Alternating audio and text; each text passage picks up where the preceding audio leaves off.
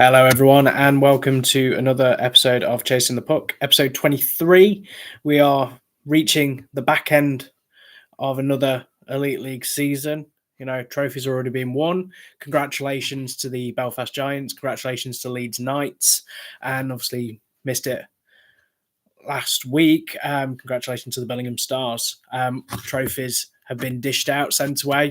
Most of them are all in one piece as the week commences. So yeah, a lot to talk about. Thank you once again for everyone who has sent us messages over the last couple of days, questions, thoughts, theories, conspiracy theories, whatever you've sent us. It's been greatly appreciated. Thank you everyone who has followed, liked, subscribed and everything over the last couple of weeks. It's been a ride. It's been great and thoroughly enjoy it. If you haven't checked our social medias, last week we were very fortunate to be in Belfast City. Of course, it's St. Patrick's Day for everyone who celebrates, of course. Absolute pleasure being in Belfast. It's been such a long time being in that city again. And, it was really good to be back. I did the traditional thing as an Englishman first night there. Had Irish stew and a Guinness in the Crown Liquor Saloon. The next night was Sticks and Stones. That was a really good recommendation from Belfast fans that sent us over. Not the deli or the food market side of things. It was actually the restaurant. Really nice. And yeah, watched a bit of hockey. Big thank once again for the league to allowing us to cover the event and go over and support both teams. Really, that's the thing is we've been quite fortunate with playoffs and finals. We're always there for a final. But this is one of those things that we've worked very hard to try and post things throughout the year of every team. Unfortunately, only two teams can get to the final. And of course, regardless what happens, if Cardiff had won, we would have been on the ice with them, giving them the congratulations. But we were there doing it with the Belfast Giants fans. And, if it was Fife, it was Glasgow, it was Dundee, it was Guildford, it was any of those teams there, we would do it, whatever the location, whatever the scenario, whatever the situation. We're very thankful for all the stuff that we get to work with those teams to, deliver content that we can do. So, of course, first thing, a lot of questions people were asking was, how was Belfast? Did you enjoy it? Did you love it as much as everyone loves it who goes there? Got to be honest, absolutely a beautiful city.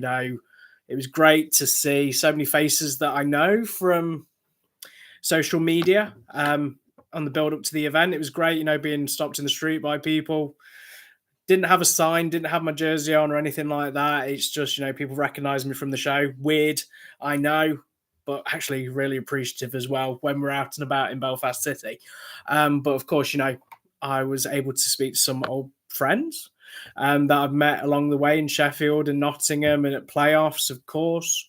And got to meet some new people from both sides of the equation, from the Devils side and the Giants side. And, it's really, really grateful. I know I say this every single week and you're probably sick of me saying it, but it just means a lot. It really does. I wouldn't be doing what I'm doing now. There wouldn't be a show. There wouldn't be any content on social media. There wouldn't be me rambling on until I'm blue in the face about hockey and ideology and my thoughts and appreciatives about it.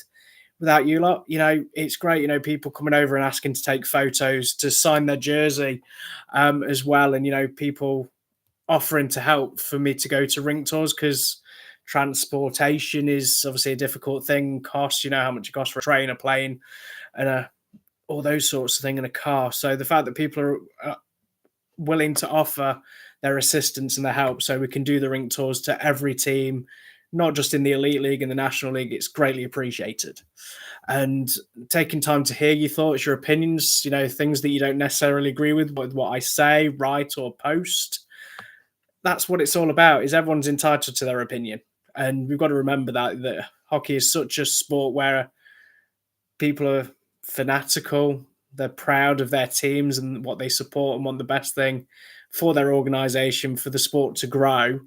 So everyone's entitled to their opinion. Now, predictions are for everybody.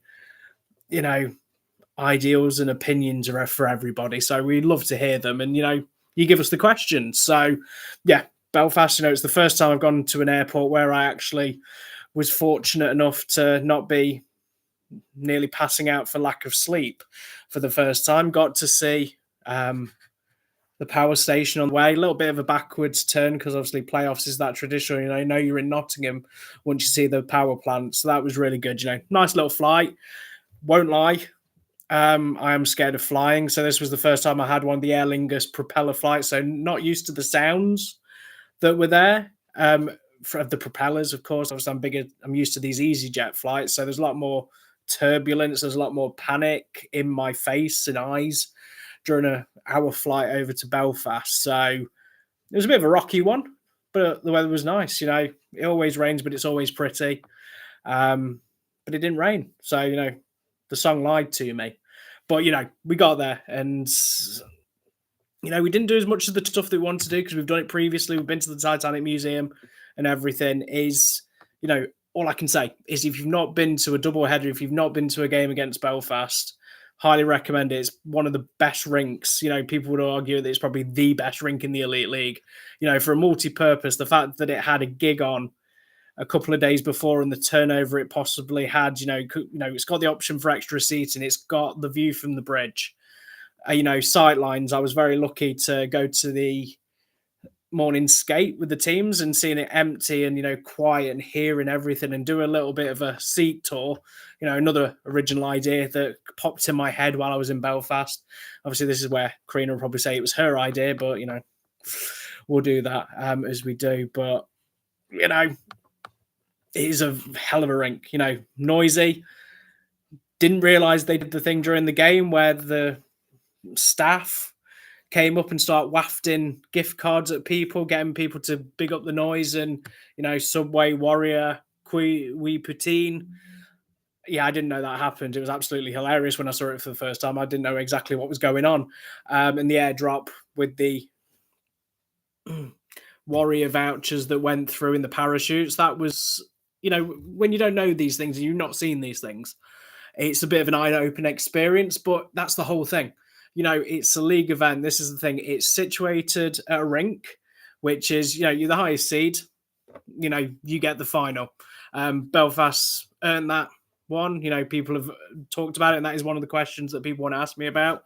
But it's a home rink. It's run through that, but it's a league event. So, obviously there's going to be differential of people. There's going to be influencers from TikTok. There's going to be people from news reporting, local, national media, and everything like that. So if you want to grow the sport in the nicest, ideal way, that's it. And, I was very humble in the fact that I was able to go down there and speak to the players. But the key focus that, was fully focused on those players getting that trophy and that reward. I left it to very last minute to go on the ice. I didn't want to go there from the very beginning because obviously it's not my moment, it's their moment. Completely want to make sure that they fully embrace it and understand it. And of course, same for the Cardiff Devils players, really. They've got to salute the fans, celebrate the fans and come off the ice and do it that way. But, great city, great environment. The sun was shining. Food was good. I don't know if I've already mentioned that, but highly recommend it. And this is the best thing about the ring tours. I ask people on the build-up, where's the best place to drink? Where's the best place to eat? Where's the best place to go and see? The little nooks and crannies. Because that's the thing, is that if you don't know a city and you go on TikTok, Google, TripAdvisor, all sorts, it's that kind of thing where people will give you their opinions. It might have the best place review for food place might be a Nando's or a KFC. But this is just seeing those little places that are tucked away, hidden away, that you walk in and then they look at you and think, there's a dodgy one. I get that wherever I go anyway, but, it's nice to have a nice little walk. Lots of steps were done as well. The weight loss from going to Belfast was great, but then obviously I subsidised that by drinking and eating my body weight in Guinness and stew. But, it was, beautiful. Beautiful place. So let's go with the hockey itself. Obviously, this isn't a food podcast. That comes later with one of the episodes that we're going to do for playoffs, where I'm going to do food reviews on the build-up to say where to go and stuff like that. It's my hometown, so I know where to go and where to eat. And obviously, it's an excuse for me to go and take photos and eat out for a week, but we'll try it. So, yeah. The mood from the camps, both sides. It was. I've been to the final when it was Belfast versus Fife, where Fife were just happy to be there after they beat the Steelers over the two legs a couple of years ago. So to go to a team that that's the thing. Cardiff's record against Belfast this season hasn't been great. That's the thing. The last game that they played at the SSE Arena, they lost 6-0 in the doubleheader. Let's not beat around the bush and look at that any other way that it was kind of there. But I think a lot of people that were, you know, from a Belfast point of view, I didn't hear overconfidence. I didn't hear people with a slight smugness. They went in from a fan base, just, knew that the task at hand, especially for a team that had won the Conti Cup, that had got players back and hit 4 on the bounce. And to be fair with you, look at the Giants, bar that game against Guildford on the Sunday, the previous before the final. They were on a bit of a downward spiral streak-wise with collecting points. And to go into that game, loud, proud, the atmosphere was great. From the moment they hit there, you didn't feel any apprehension. You didn't feel like anything that was going there. And, you could look at the Devils camp, there was an assurity about them. There was confidence in the team, in their training. The lineup that they brought in was the strongest that they possibly could have done. And, you look at it and there was an expectation, how much Devils turned up in the semi-final against Steelers to turn it around in their home barn to deliver such a high value performance as well, to then go into the final where it just, it was weird.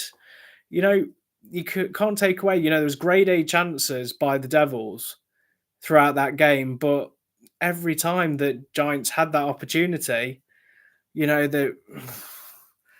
took the penalties, the power plays were good. They just seemed strong and had an attacking prowess that didn't there. Just, whoever was there, if there, it was 2v1 situations or anything like that, 3v2, or, Devils had bodies there, that it just seemed everything they hit just turned to dust. And it just, that turn on that they had over that night to take a 2-goal lead into the end of the first period, the thing is, if this was a neutral venue, you would have neutral fans there, but, no one from the Belfast side, the staff that I was talking to in the concourse area, they were like, oh, same again next period. They were just loving every second of it. And the fans that I spoke to during the game loved every second of it. They were just buoyant in a great mood. Fully understand some Devils fans leaving before the end of the game, making a trip like that and having that happen. But you can't, people look at it and go, well, Devils didn't have the chances. They did have chances. And the chance they did have, they found a Jackson Whistle that was, the old cliche, standing on his head. But I cannot take away how immense he was in that final. Getting a shutout. Devils, of course, the only team to be shut out in a final modern day era, now have done it twice. Apologies to Devil fans hearing that. That is not the stat that you want to hear. But they had chances. They were, they're battering the hatches. They were trying as best they possibly can to get at least a goal to turn it on its head and get back into the game. But everything that was thrown at Jackson Whistle was just, old cliche with Gandalf and you shall not pass. He definitely lived up to that particular circumstance where just everything. And this is the thing, you look at it, as a netminder, being as strong as he wanted to do, but you could see everyone on the bench, everyone defensively, everyone from a forward part was just willing it on, putting their bodies on the line, putting everything into it. So, because you've got to look at it, to be fair, Giants' name was on the trophy probably the end of the first period. Second period, don't concede early on and try and get back into the game. By the second period, Devils just had to coast through those final couple of minutes that they did. And, hitting them on the counter, just playing, soaking up the pressure. But for them to get into a situation where Jackson Whistle was just making those saves, and in the nicest way, if Devils did get a goal, Giants could have done straight back out there and just got a goal. It just felt like the just turn of a screw, turn of a switch that they needed to do. And, you've got to credit them. From a final point of view, this is the thing.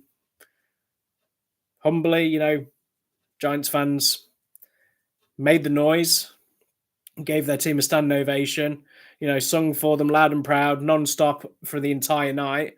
Very fortunate to get some videos of Boomerang Corner and other areas within the SSE that was just loud and boisterous all night. Credit to them. And of course, you get to the end of the game. And then just as something happens, teams are celebrating, drinks are flowing, everything's there. The trophy. Quite lucky that, ITV News picked it up, the UTV of the clip that we got of said trophy drop. If you've not seen it already, it's on social media. I'm sure you've already seen it. And it's been shared, the people that put the Lego noise on it and the Minecraft, everything that's added to it. It's quite funny, actually, to be fair. Sometimes people get these videos and then they just turn them on their head in such a way. But of all the things that could possibly happen, of course, definitely something like that happens. And then we're in a situation where it was very weird. People saw the funny side of it and the laughing side of it. And, for the most part, I think that's a very fair assessment of it. But then, people got very vile and very angry. There's a mixture saying that Steelers sabotaged it on the way that it was transferred over. They must have done something, unscrewed it, to the levels of, this league and stuff like that. It's made out of Lego, it's cardboard, there's just so many factors. And that's the thing is, it's an unfortunate thing that happens. And you got to look at the trophies that we've had, of course, we've got the one that people remember for the reasons for Davy Phillips in the shower after the victory in Cardiff for the Sheffield Steelers, which obviously is ingrained in everyone's memory. If you've not seen it, please ask us. I'm sure we can locate the photo and we can post it on our social medias if anyone is interested in seeing it again. And of course, that kind of leads us into another point that we're going to add to is obviously announcement of a retirement at Team GB stage for Davy Phillips today that was announced. What a stalwart for Team GB and a big miss really for that team. His personality, his skill set and his talent. But yeah, obviously people can remember those moments for Team GB with his retirement. But what I'm talking about is when he was in the shower and he only had the trophy to hide his modesty. Of course, we had that trophy for a little bit. COVID happened and we came back with a brand new trophy, which kind of built in that you can pour alcohol into and can take a drink from the cup. There's been so many trophies. There's been Monty as well. People talk about the Panthers having the old trophy that was there, the British Super League one. And this is the thing, you've got to look at with the changes that have happened. How would it be good to have that connective tissue that, when Steelers have won, when Panthers have won, and, going through all the lineage of everything that's happened there is having one consistent trophy. And that would probably be the thing now is if you've now got the opportunity to get a trophy in that they can just have for a good 5 to 10 year period where that, whoever wins, if it's, it's Cardiff, it's Fife, team takes a step up. From one of the other divisions that then becomes a Challenge Cup winner, that we've got a photo that can just be used from a content point of view where you can just be through the years, one trophy, different teams winning, or it might just be the same team every single season. The thing with this league this year is that, who wants it? Who wants to be the champion? So that would be a really good idea. A lot of people have been talking through about the fact that, postage that have happened. You can get the hats, you can get the helmets signed, you can get the pucks from the final that you can bid at from auction and everything like that. And then people discussing that, saying, it's a cash grab, they're trying to buy a new trophy and stuff like that. And of course, the stream, the £18 stream that was happening. I mean, me being at the rink at the time, didn't see the magnitude of messages and conversing backwards and forwards about certain websites being mentioned and it being taken down and stuff like that. So, my saying on that is that, on the final event, there is going to be a catchment. Anyone who is surprised by it is that this season, they've done the jerseys for the officials that have been auctioned off, end of the season, as always, there's going to be an auction for every single Elite League team for a jersey. Some might have been worn, some might not have been worn, depending, obviously, if they make the travel there, if they make it into the top 8, is you've got to make money somehow. And that's the thing is, there is that kind of, there's that element of choice. For me, I've not bid for a helmet, I've not bid for a hat, and I've not bid for a puck. I've got no skin in the game. So I wouldn't be making that purchase. It is kind of brought to for Devils fans and Giants fans because that's their final, their teams. Obviously, there's only pucks available for Giants fans. So that's where the bidding's going to be. The hats as well, the helmets as well for both sides of the equation, of course, are going to be there. But from an expenditure point of view, is that we have to remember that it's not just hockey. Football do it, basketball do it, WWE do it. Every single sport has that kind of monicum of, trying to bring revenue in one way or another. And, having conversations and, people see that side of it. I get fully that, it's not ideal having, raffles where people are spending hundreds of pounds or, as many tickets as you can possibly buy to try and get yourself and get within a chance of winning something. It's tough. A lot of people want these things. They want to be close to those players. And, I've seen it in the past. This is the thing. We've been in hockey for such a long period of time that I have now is we do this. People spend big, high amounts on a particular jersey, particular player that they've got a kinship with. And then within a couple of years, they're just trying to sell said jersey at the price that they bought it at originally, where there's no interest. And then it goes down and then people are, from a retail point of view, when people are spending £400, £500 on a jersey or even more, unless that player wins a trophy with the team or there's something of historical value, within a couple of years, there's going to be a situation where, someone who was watching the team might want that jersey as a memory lane kind of thing. But there's going to be a situation there where, there's certain players that, regardless who they are, you look at it this year with the shirt off the back where you can pick them. So, Sheffield, it's a Tansy, it's a Valorant, it's a Dowd, Shudra, all these names there, Sawson and Greenfield. There's all these big names or anything like that, and they will stand the test of time. But, I see people trying to sell jerseys of players that were one and done, half a season wonder, that are asking, I bought this for £200, £300, wanting the same amount for it, when easily, you at a stretch. These one-off jerseys that come through that might have been worn or they might have been game issued, when people are asking £300, £400 for them, there isn't a resaleable market. So that's a third-party situation there, but that is a avenue of choice. The auctions are the problem where you are in a situation that, people will try and bid up people with no intentions. I've been caught on it before. I've picked particular jerseys of players that I like and got ridden up on a budget. And obviously I've got that kind of mentality that I don't like to lose. So I kept bidding.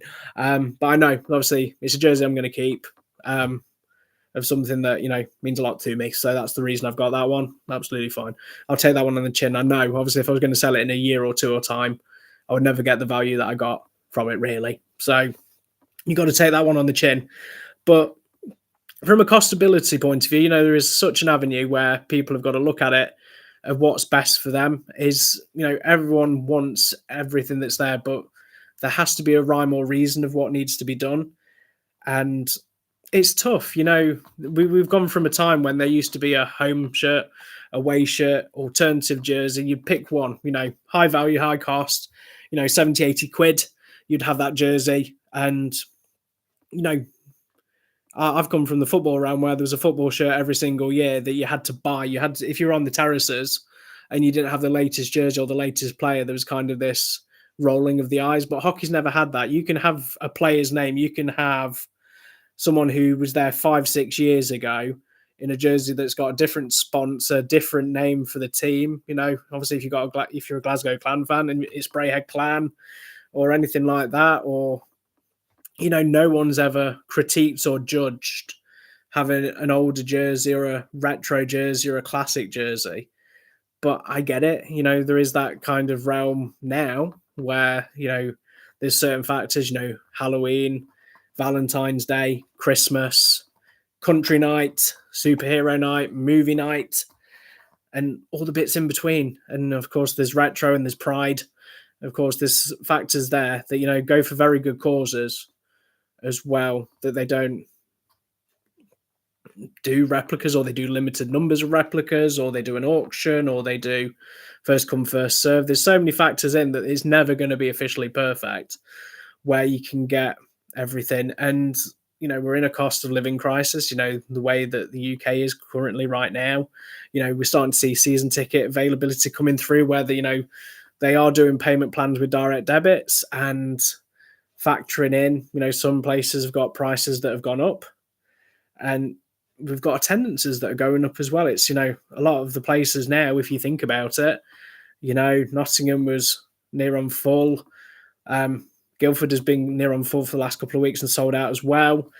Big attendances at Clan, Fife, Dundee, Giants, Devils. All these teams are picking up fans. We've had the announcement over the last couple of weeks where they've said that, hit 1 million in a year. And then obviously people said, well, 250,000 of it was Steelers, which came out very quickly from some people straight afterwards. But it's growing. It's getting bigger and bigger. And that's the thing, growth is always good for the sport. And this is where it kind of comes in that people are saying, why didn't they do it at a lower costing price for the final? Pop it a tenner. More people that would be having a vested interest, not just the two teams. From a resaleable point of view, most Giants fans are pretty much there at the rink and the arena to get the game. Of course, people who couldn't make it or couldn't make the travel in would have bought it. They would have been set in stone. If I'm not there, I'm watching it that way. Devils fans, of course, logistically possible, flights, work accommodation, all those factors in of going to buy a ticket, 2050 for a ticket, taking airport accommodation, food, drink, sightseeing, all that stuff, it soon tallies up. So that there, but, people are saying, well, what about those people, the Panthers fans or the Steelers fans or any of the other fans, would they want to pick it up and watch the final?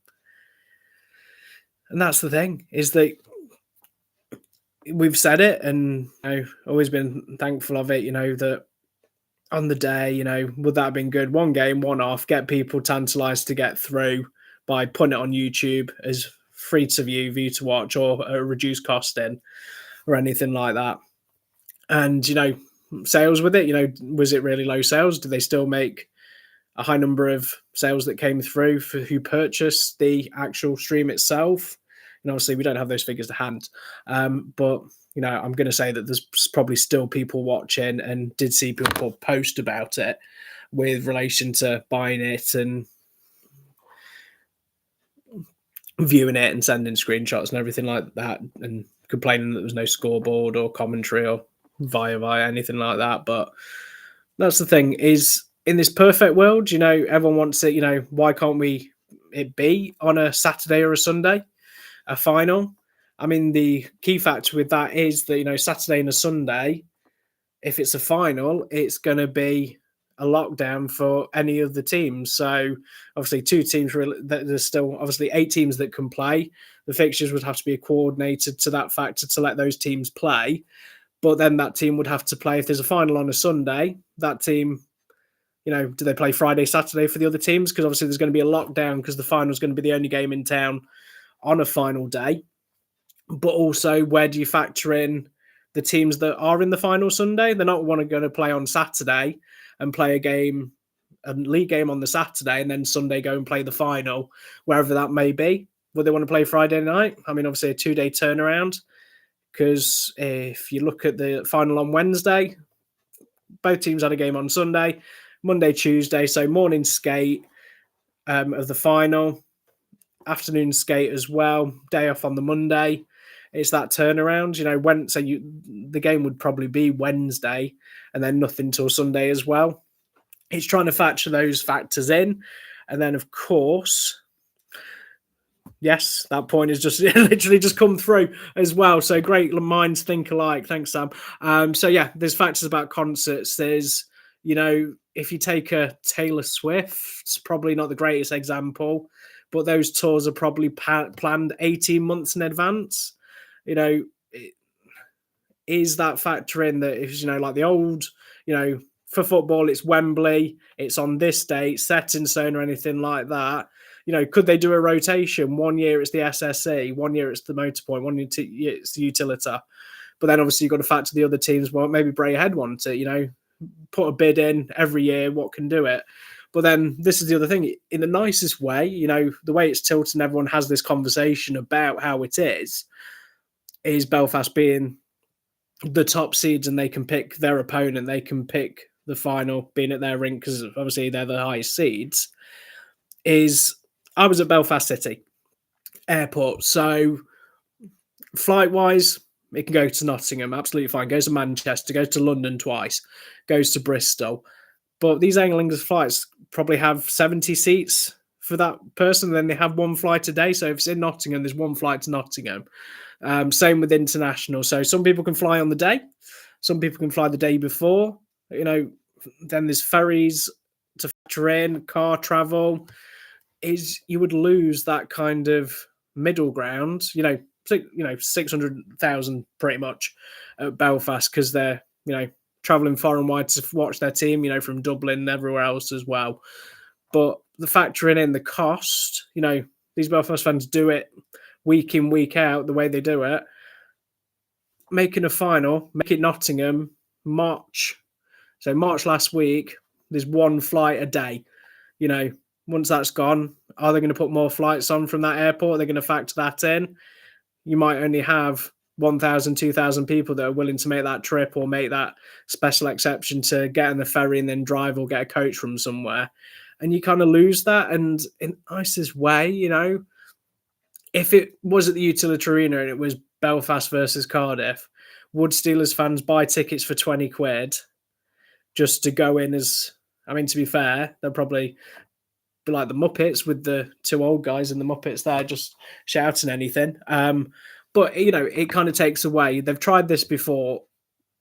It's a tough one. I get that people want it, but, build more rinks. How are they going to build more rinks? We had this conversation when we did the chat GBT about the next league winners in the next 100 years. And for some reason, it created 10 or 5 different new teams that came through.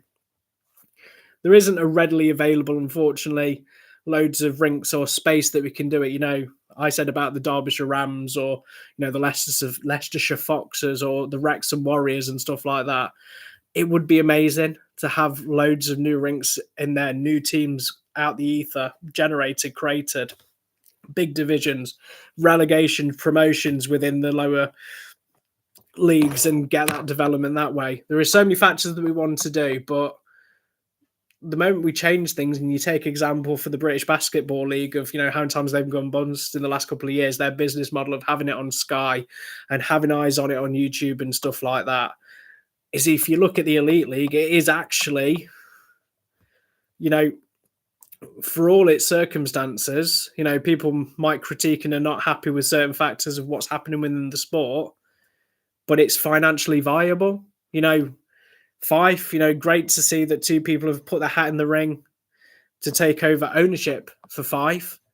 And, teams there, we've not seen anything that's in the ether. Of course, they want to obviously publicly advertise it, but, people have got the rink costs, player costs. No one's took a massive dive in recruitment to bring in players. We don't know what wages or anything look like that. And, streams that are coming through thick and fast.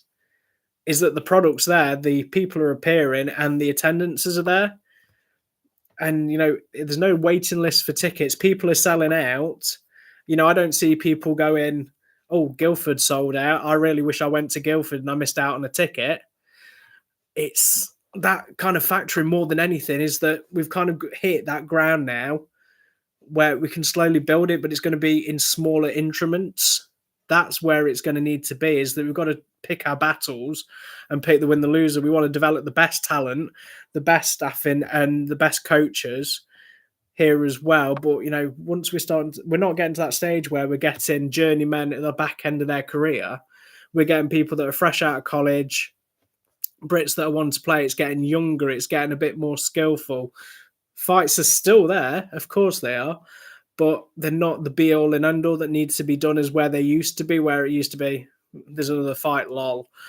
This is kind of more skillful, more technical side of hockey, the European side of it as well. But same with American and Canadians that are being brought in. No one's bringing in a goon squad anymore. Most people are actually playing it in such a way where it's getting more technical, the ability. And that's when people are asking, will there be a time where more Brits are going over and getting into the development pathways in North America, in Canada, in Europe? We throw it in there with Liam Kirk as well. The fact how well he's performing in Germany, the setbacks that he had, the opportunities that he had that, made that move to now be playing in the top echelons in Germany just shows you how talented they are. But do I believe in the next 5-10 years there'll be more players in Europe that are Brits? Yes. Do I feel like that people have more opportunities at colleges in Canada and America? Yes, I do. And this isn't me being some kind of idealist, is no one wants to stagnate. No one wants to put themselves in a position where they don't want the sport to grow. No one wants to sit here and say that it's just withering away and we're just settling in what we know best. Is there are people wanting to make the changes and wanting to improve and make it bigger, better and bolder. But this is the thing. To quote Kylie Minogue, it's better the devil you know, is that you're in a position more than anything where they try something new. Same with the Challenge Cup format. People have said that, changing it from a 4-3-3 to having the 6 and then 4 and everything like that. They can have so many different variables. I've said my ideas of putting it in a position, can we process it through where halfway through you look at who's got the most points and then say, okay, that was your table for the first 3-4 games. Let's mix it up and have you guys play each other. So then people start to factor in. So no one's going to have a 100% record. It might mix up who's got the best percentage to have a final and give other teams a chance and give other teams a chance to progress. But then obviously it becomes top heavy because as soon as you get to the quarterfinals, the semi-finals, the teams that were in the lower echelons that were struggling that might have got through because the chopping and changing might come against the team that was in the top tier and then get absolutely mullered. So you're in that situation there that there's never going to be a right or wrong. People saying, just put a Brit netminder in, have certain dispensations in the Challenge Cup that you have to play a certain amount of minutes for it in this technical stuff. One team have their hand tied behind the back to make it fair. There is always going to be that thing. It's never going to be ideally perfect. There's not going to be a situation where people are saying about, here's the FA Cup. Banners on the Wall kind of said it as well with their ideology about having the league and cup games jointed together and get it done by December. Really good conversation on 3-on-3 podcast about the 3-2-1 system, point system and how that would look. Really great debate on that.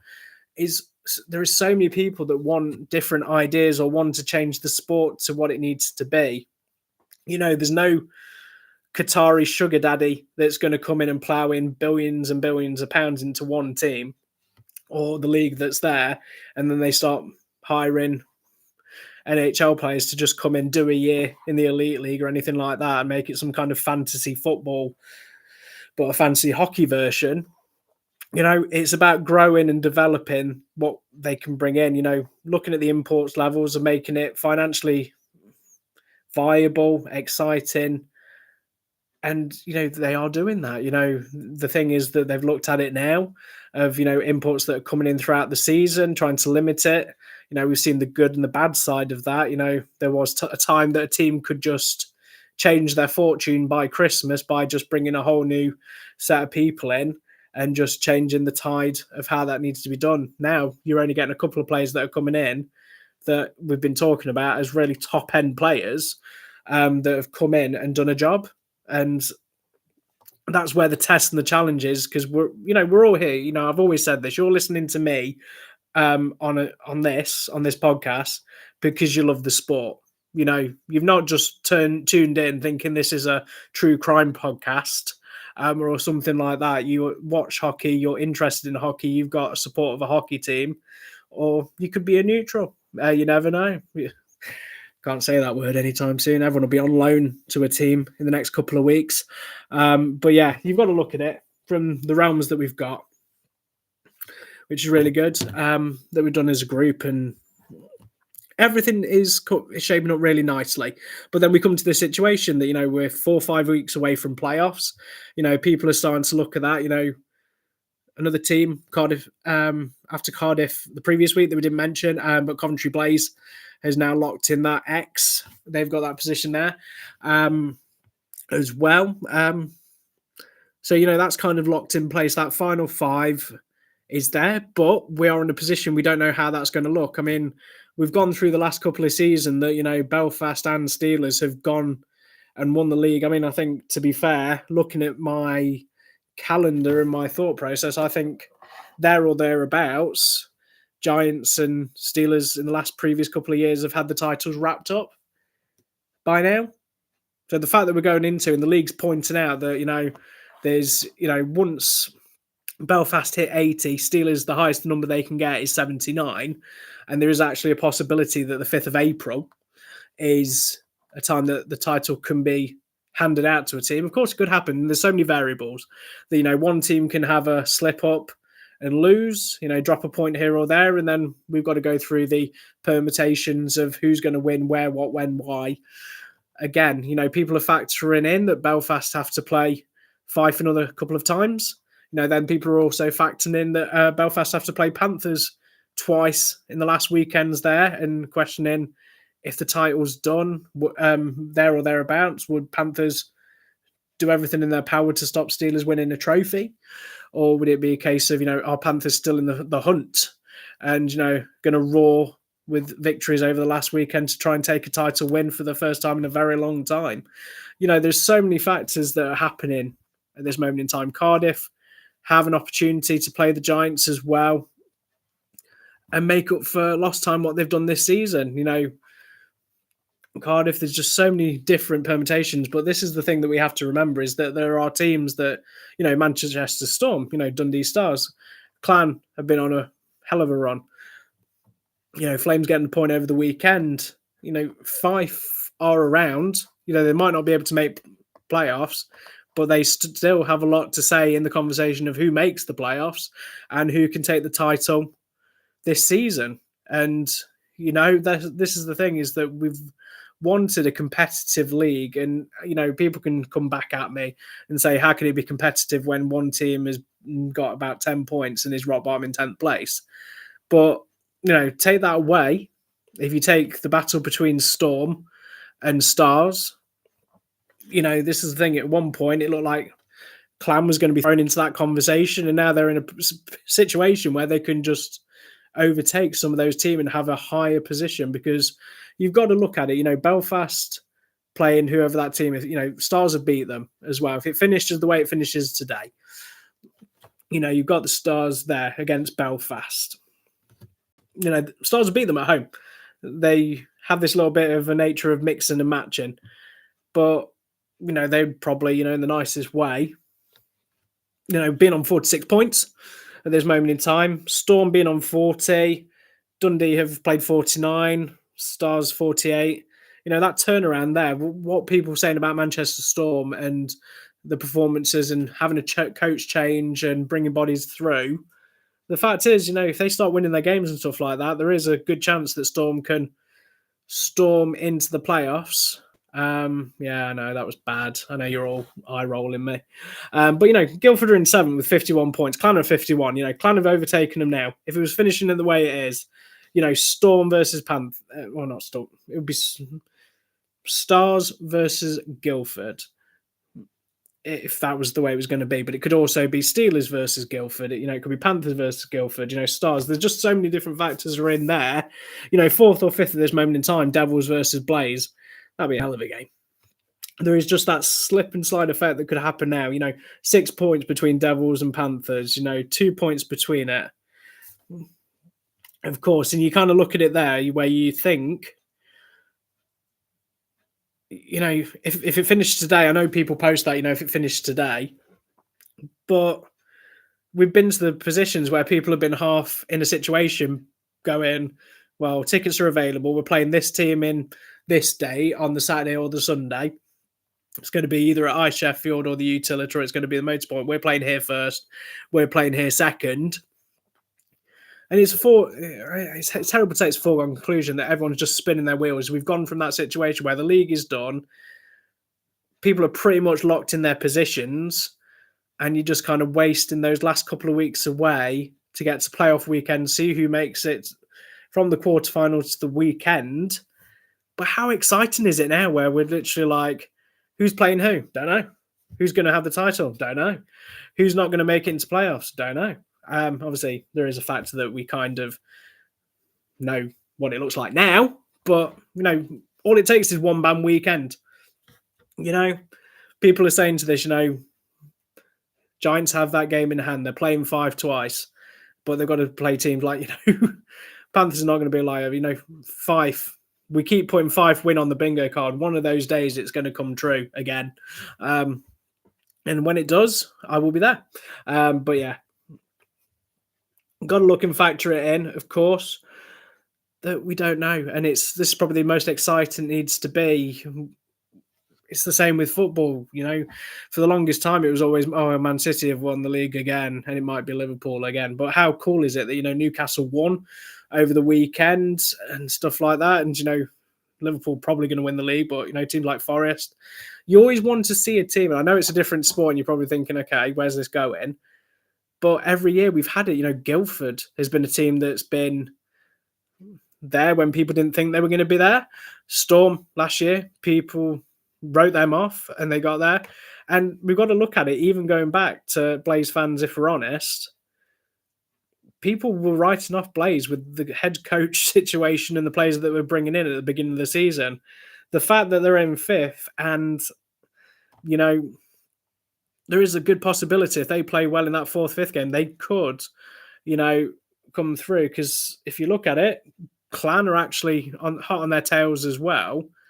But there is an outside chance that Blaze could make it to a final weekend. And being in Nottingham and Kevin Moore's affinity for the team and being that close proximity, how cool would it be? I've always said this, that, I liked it that year that, Dundee were there. Of course, got to factor in that, they didn't win or, they got knocked out pretty much there and then into the 3rd, 4th game. And of course, people finding the rumour out about Omar going to Panthers during the game and stuff like that and the kind of the atmosphere. Take that away, of course, but you're kind of factoring in more than anything that Blaze being there would be really cool.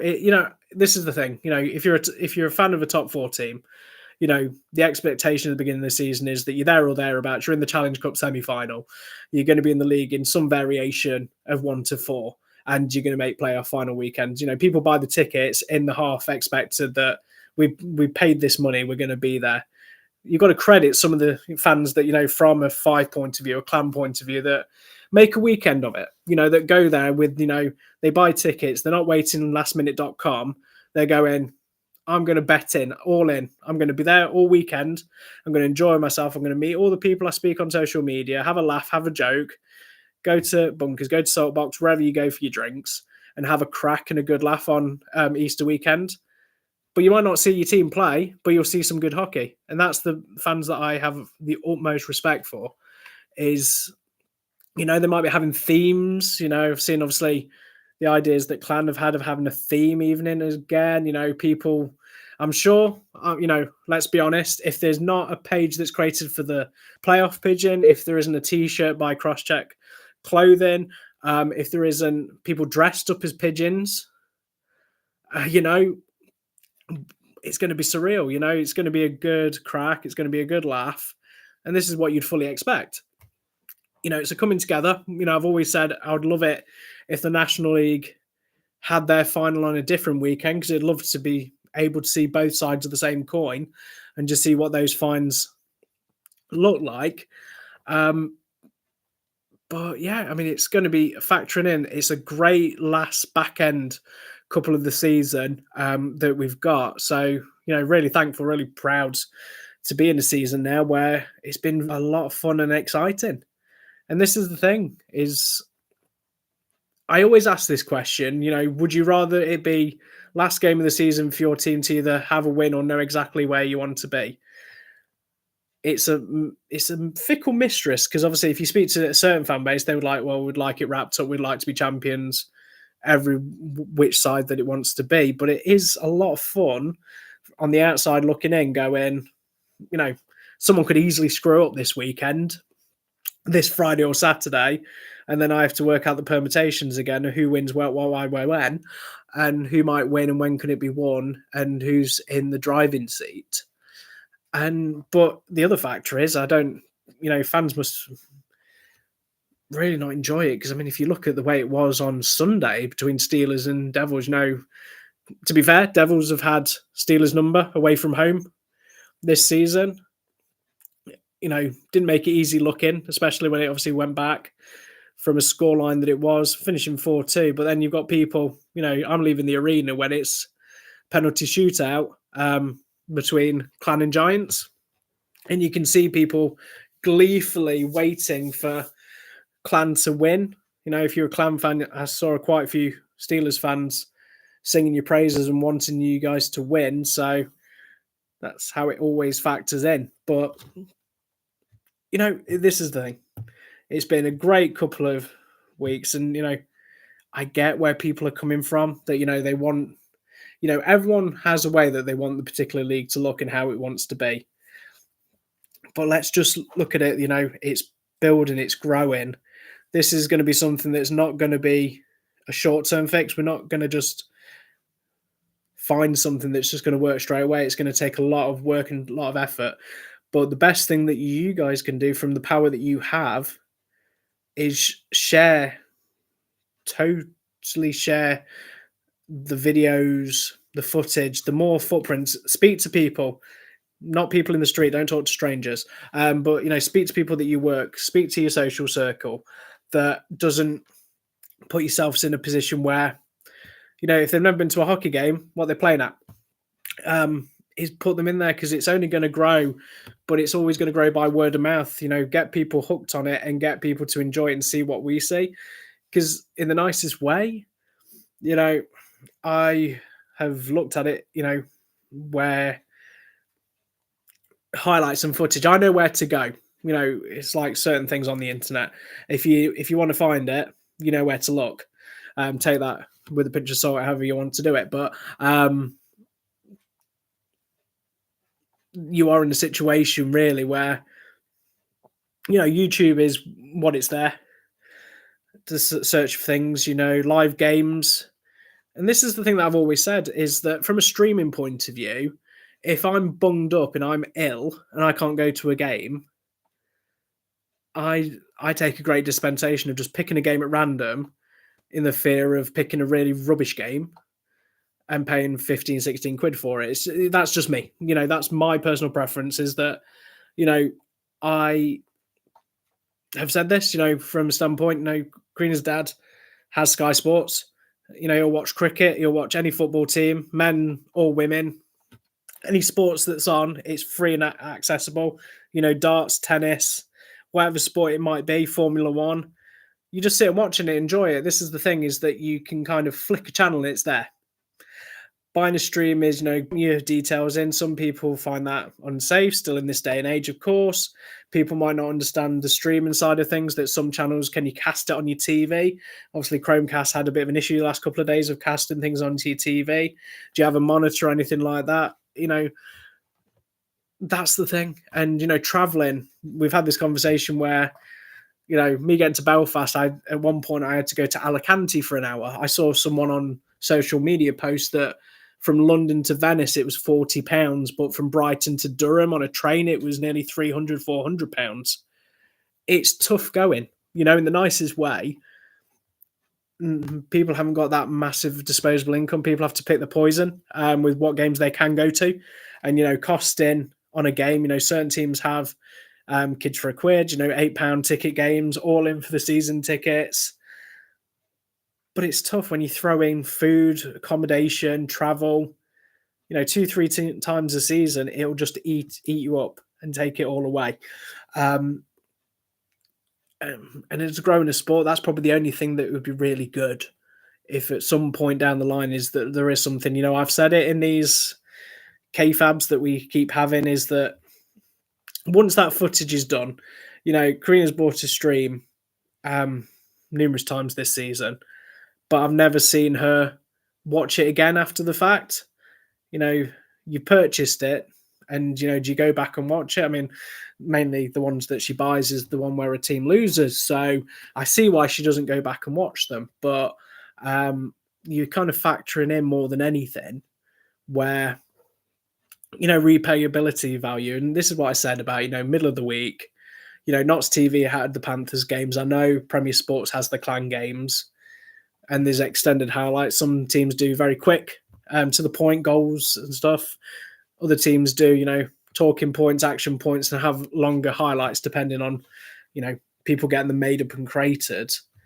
Obviously, it's good for me because obviously that's where I get most of the footage after it's been posted as highlights on YouTube. But that's the thing is, somewhere down the line, if someone said to me that I could get, a game, just say, a fiver, that there's probably some games if I knew it was after the fact that I could watch that game on replay and pick it up on a demand point of view. And this thing, if teams do it already, please correct me. If that is something that they do, either in the Elite League or National League or anything like that, because it would be good to pick it up as something like that, which kind of goes into one of the other points is that, retro weekend for the Steelers that were there, Jonas Westling and Scott Allison was there. I went on YouTube, put Scott Allison in. All I got was lots and lots of fight videos for Hockey Fights UK. That's great. And I said to Karina, I said, did he actually score any goals for Steelers while he was there? Apparently he did. If he'd done that. But yeah, it's one of those things. I've always said this about the past is, I was in a situation that I missed quite a few years of hockey in my 20s. And I regret that. And there's moments that people still talk about that I haven't got the foggiest. There's certain players, it's really tough that, these players come back in for retro that have done so many things for their clubs. And you got to credit the teams that actually mention them and tell them, Panthers having the podcast main show in Saltbox, Steelers with what they're doing when they're bringing people back as well. Coventry have done it, Clan doing it as well, Storm. There's so many people that have come through those doors, those hallowed doors. And this is one of the things that, there used to be a world, this is me showing my old age again, is when you could go to a game and buy DVDs. If you don't know what a DVD is, you're far too young. I think they're still available. Anyway, but yeah, they used to sell full games that you could buy on DVD and take home. And that's the thing is retro. And, it's scary to think that we're watching these players now and, Panthers are probably going to throw in a retro night in 10, 15 years where Josh Tetlow comes in, Jordan Kelsall, Ollie Betteridge, Steelers, retro night with Robert Dowd and John O, making me feel old, Devils with Ben Bounds appearing, these stalwarts that have been there for these teams that come along.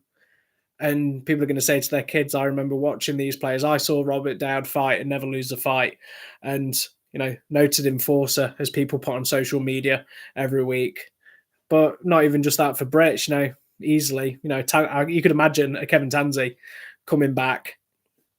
Probably limited edition, retro, Tansey Smash merchant or anything like that. But there are these players now that we're watching.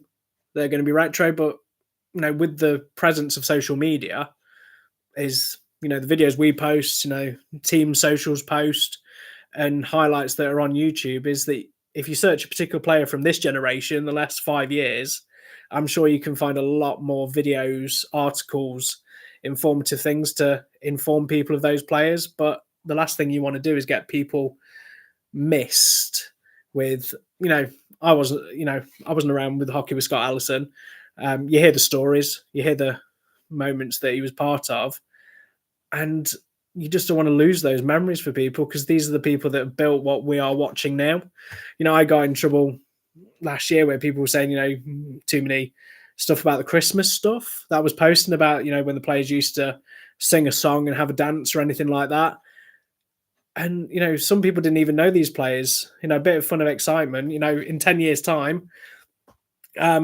People might start playing Clantastic Christmas. It might just be a retro hit that people remember and bring to the table every Christmas. But no, is the future is great. The present is great, but let's not forget our past. That's the thing. There's some teams we've lost along the way. There's some players that are no longer with us, and there's memories and moments that we don't want to lose sight of and forget. And that's why I don't know, people keep saying that I keep championing this as like a broken record. And, some teams do have classic games available on YouTube that you can watch in full extended highlights. I know it's a lot of time and effort for someone to copy and paste these. And I've seen the old VHS footage. When people say things were filmed on a potato, that was a potato back in the day.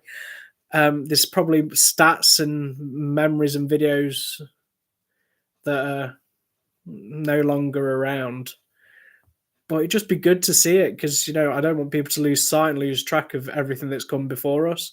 This sport is on the precipice of growing into something bigger and bigger each year and stronger and better and faster and exciting. But let's remember the things that have come along that way before. So let's have a look. So looking at some of the questions that we got, 10 years time, do you think that the league will ever be a stepping stone for young players from the UK to make it stateside? That opportunity is there. The more that teams are developing in it, we're seeing more and more training camps and schools that are coming through. Clark has been doing it for such the longest time. Tim Wallace is doing it as well. A lot of players, Tansy's doing his workout with Tansy as well. There is so many factors in. There's so much levels of experience. Storm Academy just recently posted as well. You're in that position where you look at it and, there's a thing with it, with the off season, the way it is, a lot of players will make that move back to home for a couple of months, make the deals and everything like that, join back in September, October time. School holidays, 6 weeks holiday. So you've kind of got that Brits that will be in training mode, holiday mode, back from GB, factoring in is, it's a tough thing halfway through a season. We're coming up to Easter now. So look at Easter, school holidays. I'm Nottingham. So obviously there's so many different variables with difference up north, down south, side by side, left, right, and everything. So there's so many teams, so many factors that, Easter, some teams might be prepping for playoffs. There might be some players that have already left because they've not made it. But, these training camps, you see these, ice time is at a premium. So, but I've seen it where some players have gone to these events and just popped their head in, put their skates on, helped and supported for a couple of hours, let them ask questions, go to them. That's the thing. The only place I can say up close is Nottingham and Sheffield with, the CCM rink and I Sheffield, where you see Steelers going to the Scimitar games and everything like that. Panthers going to the Lion games, different levels as well. You see it. I think if we can grow that and just trying to get players every so often, but this is the factor that you've got them, you want them to play a certain way, you want their risk away from an injury. And people say, well, they're at training, who might get hurt during a training session? All it takes is one errant puck being hit and someone's got a broken jaw or something like that. So it's a tough one, but we've got the skill set in this country of the next generation that have been inspired by the players that we've got now. Because how many people I've seen this year that have took up skating, and this is not just kids. This is, teenagers, people in their 20s, 30s, 40s. I've not got put up skating yet. I know what's going to happen as soon as I step on a rink with ice skates. We all know what's going to happen. I'm going to be injured and I'll be out for 6 to 8 weeks with something broken. It's going to happen. But how many people are getting enticed and thought to start skating? And, you look at rec side of things with teams playing rec hockey, of course it's a different environment, but Nottingham Lions, congratulations. Of course I did not mention you in the trophy given stakes that happened. But obviously, I'll throw it in there. So if anyone's from the Vikings equation from Nottingham, congratulations to them for winning the trophy at the weekend. But that's how people are going to do it. A lot of the generations, it's not like you can pick up a puck and go on the local park like you can with the football. I know you can obviously buy a net, buy a puck out in the garden to play a different way, but this is the scariest thing. It's like basketball. Grab a basketball, start throwing it around. It takes a lot of commitment just to get on that first instinct of getting on the ice and playing and getting people to play and get involved. And especially from a kid, if it's too tough or too difficult, I've been there. I've had a tantrum, not just as a kid, in my adulthood as well, when you can't do something and something's not quite working the way you want it to be. And for these kids that are there every single week and having that opportunity, even skate with the players is such a great thing because it gets people's confidence up and it gets their chances to be on the ice. And, for all these parents that are paying for all this equipment, especially when kids have a tendency to grow as soon as you purchase something. I remember my sister buying football boots for my nephew back end of the season, and his feet grew literally a few weeks after purchasing them. And especially these boots, like 100 odd quid. So you know what it's like. And, all the equipment and stuff like that and the commitment and the time that you all take is the fruit of the labor, of course, is people developing such a level that these will be the next level of Brits. They'll be noticed by clubs in Europe and America and Canada. And that's the dream more than anything. They do that, you get that. And then, the doors open and then people will see that this is the place to find the youthful players. Because I'll level with you, there's probably players right now that are playing within here that can make a sizable difference to teams within Europe, teams within, areas of North American and Canadian teams. And it's just that one team taking a shot, taking an opportunity. Once they start doing that, it'll become a pipeline. And then the pipeline's going to work both ways because someone's going to get experience for 4 or 5 years in that system, come back as a sought-after Brit that's playing week in, week out.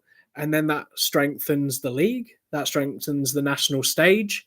And then, there might be an Olympics in the future. There might be gold medals galore. And that's why it's really an exciting time. So one of the other questions was there, it was specific saying, do Cardiff have a chance when it comes to the playoffs?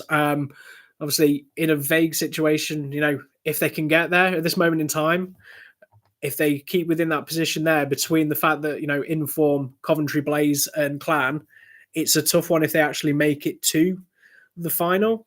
I think they will, but this is the thing that they have, a Conti Cup win in the locker. Unfortunately, Belfast seems to have their number this year, neutrally, playing against Panthers, Steelers as well.